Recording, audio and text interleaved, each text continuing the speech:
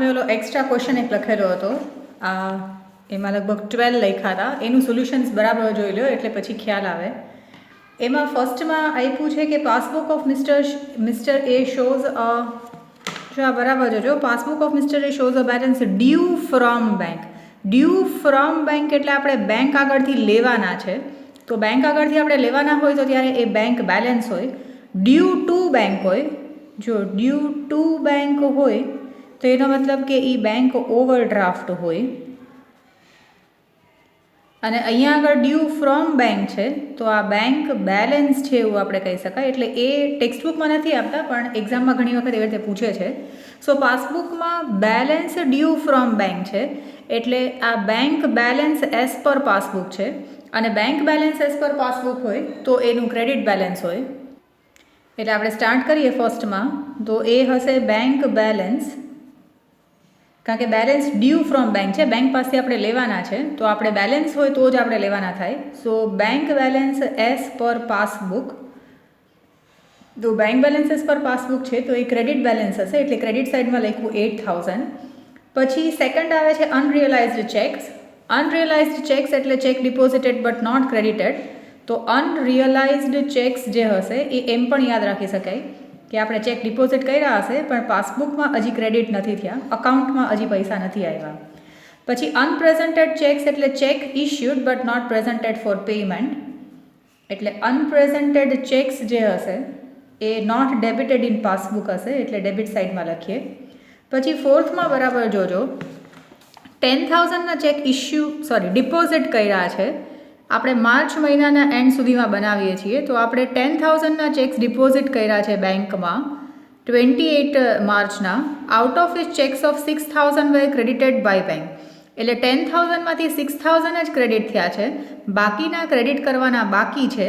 એટલા માટે હવે 4,000 જે છે, 10,000માંથી 6,000 થઈ ગયા છે, વેર ક્રેડિટેડ કીધું છે, બટ રિમેનિંગ 4,000 હજી ક્રેડિટ નથી થયા. એટલે આપણે કહી શકીએ કે આ ચેક ડિપોઝિટ કર્યા.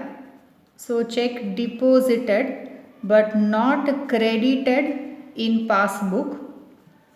તો હવે આ બાકીના 10,000માંથી જે 6,000 તો થઈ ગયા હતા, 4,000 ક્રેડિટ સાઇડમાં નથી લખાણા એટલે 4,000 ક્રેડિટ સાઇડમાં લખ્યા. આ ફોર્થ જે છે એના માટે.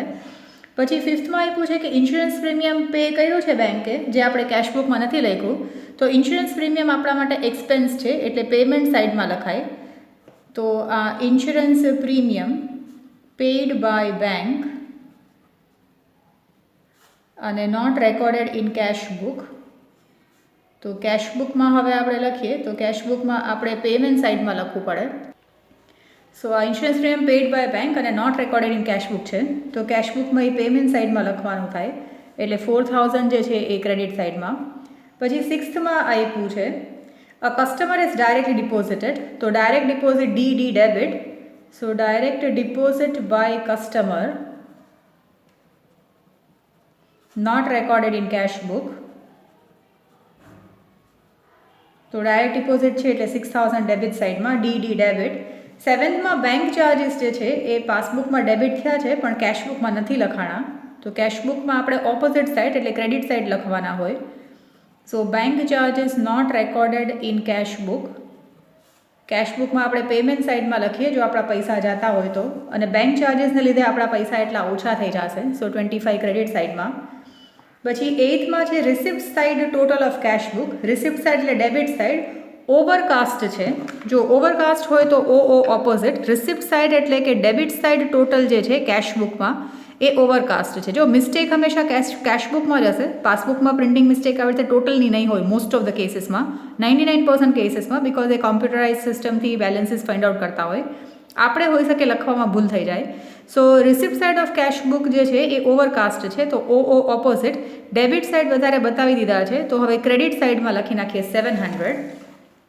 તો એક્સપ્લેનેશનમાં રિસિપ્ટ કાં તો ડેબિટ સાઇડ ટોટલ ઓવરકાસ્ટ છે એટલે ડેબિટ સાઇડનું આપણે ક્રેડિટ સાઇડમાં લખી નાખીએ એટલે બેલેન્સ થઈ જાય.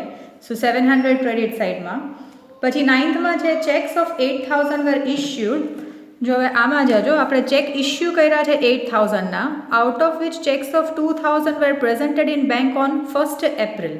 જેમ કે આપણે ઇશ્યુ કરી નાખ્યા એટલે આપણે કેશબુકમાં આપણે કેશબુકમાં ક્રેડિટ સાઇડમાં લખી નાખ્યા જ્યારે ઇસ્યુ કર્યા હોય ત્યારે, પણ 8,000માંથી 2,000 જે છે એ 1 એપ્રિલના એટલે કે આવતા મહિનામાં એ ડેબિટ થયા. એનો મતલબ કે આપણે આ 31 માર્ચના BRS બનાવીએ તો 31 માર્ચના એ ડેબિટ નથી થયા. તો આ 8,000 આપણે કેશબુકમાં ક્રેડિટ સાઇડમાં લખી નાખ્યા હશે જ્યારે ઇસ્યુ કર્યા હશે ત્યારે, પણ પાસબુકમાં બાકીના લખાઈ ગયા હશે, પણ આ 2,000 આવતા મહિને લખાણા 1 એપ્રિલના. દેટ મીન્સ કે આ મહિનામાં એ ડેબિટ સાઇડમાં નહીં લખાણા હોય. સો આનું એક્સપ્લેનેશન તો સેમ આવશે, cheque issued but not debited in passbook, પણ અમાઉન્ટ હશે 2,000, કારણ કે 2,000 આવતા મહિનામાં લખાણા. દેટ મીન્સ આ મંથના એન્ડમાં નથી લખાણા. સો એ cheque issued but not debited in passbook, એટલે આ સેમ મંથમાં નથી થયા એટલા માટે. પછી 10thમાં છે, 10thમાં પણ બરાબર જોજો, આવો ટેક્સ્ટબુકમાં પણ છે કે ચેક ઓફ 4,000 આપણે ઇસ્યુ તો કર્યો અને કેશબુકમાં લખ્યો પણ ખરા, but it is forgotten to be handed over to the creditor. જેમ કે દુકાને આપણા ક્રેડિટર આવ્યા હતા, આપણે પ્રેક્ટિકલ સિચ્યુએશન ઇમેજિન કરીએ, સો આપણે એને 4,000નો ચેકબુકમાંથી ફાડીને આપ્યો, પછી આપણે કેશબુકમાં ખોલીને લખીએ નાખ્યું, પણ આપણે વાતોમાં એટલા બિઝી થઈ ગયા કે લાસ્ટમાં એને ચેક હાથમાં આપતા જ ભૂલી ગયા અને આપણા ડ્રોવરમાં એ પડ્યો રહ્યો. સો એનો મતલબ કે કેશબુકમાં આપણે ક્રેડિટ સાઇડમાં લખી નાખ્યું જ્યારે આપણે ચેક ઇસ્યુ કર્યું ત્યારે, પણ પાસબુકમાં એ ડેબિટ સાઇડમાં નથી લખાણું.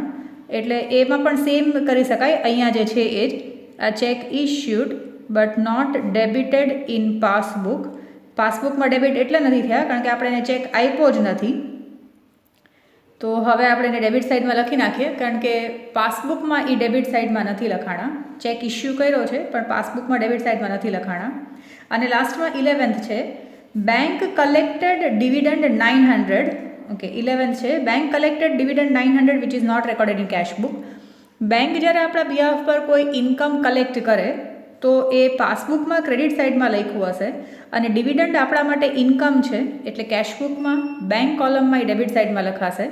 એક્સપ્લેનેશનમાં આપણે એમ લખી શકીએ, dividend collected by bank not recorded in cashbook.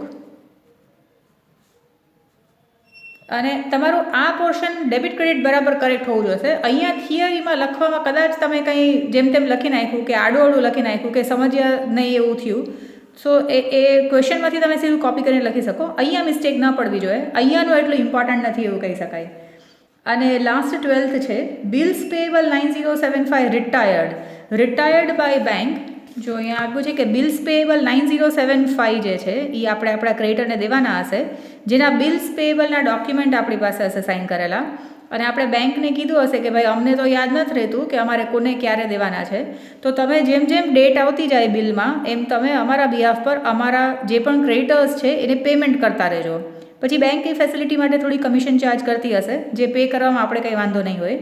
તો બિલ્સ પેએબલ 9075 જે આપણે દેવાના હતા એ બેંકે દઈ દીધા, પણ બેંકે કંઈક બાર્ગેન કર્યું હશે ક્રેડિટર સાથે તો ડિસ્કાઉન્ટમાં દીધા, જેમ કે 9,000 જ દેવાના થયા. So bills payable 9075 retired by bank at ₹9,000 અને નોટ રેકોર્ડેડ ઇન કેશબુક છે. સો જ્યારે બિલ્સ પેએબલ પે કર્યા હશે ત્યારે પાસબુકમાં એ ડેબિટ સાઇડમાં લખ્યું હશે, કારણ કે આપણે આ દેવાના થયા હશે પૈસા. સો 9,000 પાસબુકમાં ડેબિટ સાઇડમાં લખાઈ ગયા હશે, પણ કેશબુકમાં ક્રેડિટ સાઇડમાં લખવાના બાકી છે. એટલે હવે આપણે બેંક રિકન્સિલેશન સ્ટેટમેન્ટમાં ક્રેડિટ સાઇડમાં 9,000 લખી શકાય. અને એક્સપ્લેનેશનમાં બેઝિકલી છે કે આ bills payable paid by bank અને નોટ રેકોર્ડેડ ઇન કેશબુક. હવે બધા ટ્રાન્ઝેક્શન્સ પૂરા થઈ જાય પછી અહીંયા થોડી સ્પેસ છોડીને આપણે બે સાઈડનું ટોટલ કરીએ. તો આપણે આ ડેબિટ સાઇડનું ટોટલ કરીએ તો અહીંયા 18900 આવે છે, અને ક્રેડિટ સાઇડનું ટોટલ કરશો ને આ બધાનું તો 37725 આવે છે. સો ગ્રેટર ટોટલ આપણે બે સાઈડ લખીએ, જેમ કે અહીંયા 37725. હવે અહીંયા જેટલો ગેપ આવ્યો, જેટલા ઓછા છે, જેમ કે એમાંથી 18900 માઇનસ કરીએ તો આપણને બેલેન્સ આવે છે 18825. હવે અહીંયા આ ડેબિટ સાઇડમાં આવ્યું એટલે આપણે લખશું ડેબિટ બેલેન્સ, પછી એઝ પર. હવે અહીંયા ચાલુ કર્યું હતું પાસબુકે તો અહીંયા એન્ડ થશે એઝ પર કેશબુક, અને ડેબિટ બેલેન્સ એઝ પર કેશબુક પણ આપણે બેંક બેલેન્સ છે એવું આપણે કહી શકાય. તો આ એક સમ જોઈ લેજો. આમાં સ્પેશિયલી તો ખાલી આ ડ્યુ ફ્રોમ બેંક અને ડ્યુ ટુ બેંક વાળું છે જે એક્ઝામમાં પૂછાયેલું છે, અને એક આ bills payable retired by bank વાળું. અને આ બરાબર જોજો કે જેમાં અમુક ચેક ઇસ્યુ કર્યા હોય કે ડિપોઝિટ કર્યા હોય તો થોડાક બાકી હોય, થોડાક કર્યા હોય, એ વાળા પર્ટિક્યુલરલી સમ્સ આ એક્સ્ટ્રા સમમાં જોઈ લેજો. પછી એના પછી એક તમારો એક્સરસાઇઝનો ક્વેશ્ચન જુઓ. ક્વેશ્ચન 4 છે પેજ 290 પર. એટલે જોજો કે તમને આ યુટ્યુબમાં નાખીને આ બધા એક્સરસાઇઝના ક્વેશ્ચન્સ જોતા હોય તો એવી રીતે કહેજો, અને બાકી મીટમાં જ કરી લઈએ. જો કદાચ મીટમાં સમજાતું ન હોય કે પ્રોબ્લેમ થતો હોય તો પછી એવી રીતે કહેજો. તો આ એક્સરસાઇઝ ક્વેશ્ચનના યુટ્યુબ વિડીયોઝ બનાવી લઈશ અને ઇલિસ્ટ્રેશન્સ આપણે મીટમાં કરી જોઈએ. હવે ક્વેશ્ચન 4માં તમને અહીંયા આપ્યું છે કે cashbook of Shri Sudhir shows a bank balance of 5,000 on 31st December. એટલે bank balance as per cash book છે. સમ સ્ટાર્ટ કરીએ તો bank balance as per cash book છે, અને આપણે 31st ડિસેમ્બર પહેલાં 31st 12 પહેલાં બેમાં લખાણું છે કે નહીં એ જોવાનું છે. હવે bank balance as per cash book છે તો કેશ બુકમાં ડેબિટ બેલેન્સ હોય તો એને આપણે બેંક બેલેન્સ કહેવાય. એટલે એ આપણે જે 4 સેન્ટેન્સ છે એ યાદ રાખવાના છે, એના ઉપરથી આવશે. હવે ફર્સ્ટમાં છે કે ચેક 8,000નો ડિપોઝિટ કર્યો તમે 29th ડિસેમ્બરના, but this cheque is not credited by bank in passbook till 31st December. So એનો મતલબ કે એ cheque deposited but not credited in passbook or by bank પણ લખી શકો. તો ડિપોઝિટ કર્યો છે એટલે ક્રેડિટ સાઇડમાં નથી લખાણો. એમાં ક્વેશ્ચનમાં આપેલું જ છે કે નોટ ક્રેડિટેડ, એટલે આપણે સીધું ક્રેડિટ સાઇડમાં લખી નાખ્યું. સેકન્ડમાં આપ્યું છે કે cheque of 6,000 was sent for collection through bank or to bank on 30 December which is not collected. Sent for collection હોય એટલે આપણને પૈસા મળવાના હોય, તો આપણે સેન્ટ ફોર કલેક્શન એટલે આપણે કોકનો ચેક આવ્યો હશે તો બેંકમાં નાખી આવ્યા, પણ પાસબુકમાં હજી એ ક્રેડિટ સાઇડમાં નથી લખાણું. એટલે ચેક સેન્ટ ફોર કલેક્શન હશે એનો મતલબ કે ક્રેડિટ સાઇડમાં નથી લખાણા એવું કહી શકાય. સો આ ચેક સેન્ટ ફોર કલેક્શન, જો આ સેન્ટ ફોર કલેક્શન કયો કે ડિપોઝિટેડ ઇન બેંક એ પણ સેમ જ છે. આ sent for collection or deposited in bank not credited in passbook એવું કહી શકાય. તો એ પણ ક્રેડિટ સાઇડમાં જ આવશે 6,000. પછી થર્ડમાં છે ચેક તમે 3,000નો ઇસ્યુ કર્યો તો 28 ડિસેમ્બરના ઇલેક્ટ્રિસિટી બિલ માટે which is not debited till 31st March. તો એમાં પણ ક્વેશ્ચનમાં જ આપેલું છે કે cheque issued but not debited in passbook. તો હવે એ ડેબિટ સાઇડમાં લખશું 3,000. પછી ફોર્થમાં છે કે ચેક 2,000નો ચેક છે એ ડ્રો કર્યો એટલે ઇસ્યુ કર્યો 27th ડિસેમ્બરના એન્ડ ગિવન ટુ અ ક્રેડિટરને પણ આપી દીધો but it is not presented for payment. So cheque issued but not presented for પેમેન્ટનો મતલબ થાય not debited in passbook. So આ cheque issued but not presented for payment, not presented for પેમેન્ટનો મતલબ થાય કે નોટ ડેબિટેડ ઇન પાસબુક. તો હવે આપણે ડેબિટ સાઇડમાં લખીએ એ 2,000. પછી ફિફ્થમાં છે કે interest of 80 credited in passbook not debited in cash book. તો એ ક્વેશ્ચનમાં જ આપ્યું છે નોટ ડેબિટેડ, કારણ કે આપણે રૂલ ફોલો કરીએ છીએ do what is not done અને રિવર્સ ધ રોંગ. સો આમાં interest credited in passbook not debited in cash book. તો હવે એને ડેબિટ સાઇડ પર લખવાનું આવશે 8080. અને લાસ્ટમાં સિક્સ્થ છે bank debited 100 in passbook for bank charges which is not credited in cash book. So bank charges not credited in cash book. તો નોટ ક્રેડિટેડ છે એટલે do what is not done. હવે ક્રેડિટ સાઇડમાં લખી નાખીએ. પછી as usual બે સાઇડનું total કરી લઈએ. તો એમાં બે સાઇડનું ટોટલ કરશો તો અહીંયા 10080 અને 14100 આવે છે. તો આનો ડિફરન્સ ફાઇન્ડ આઉટ કરીએ તો 4020 અહીંયા આવશે.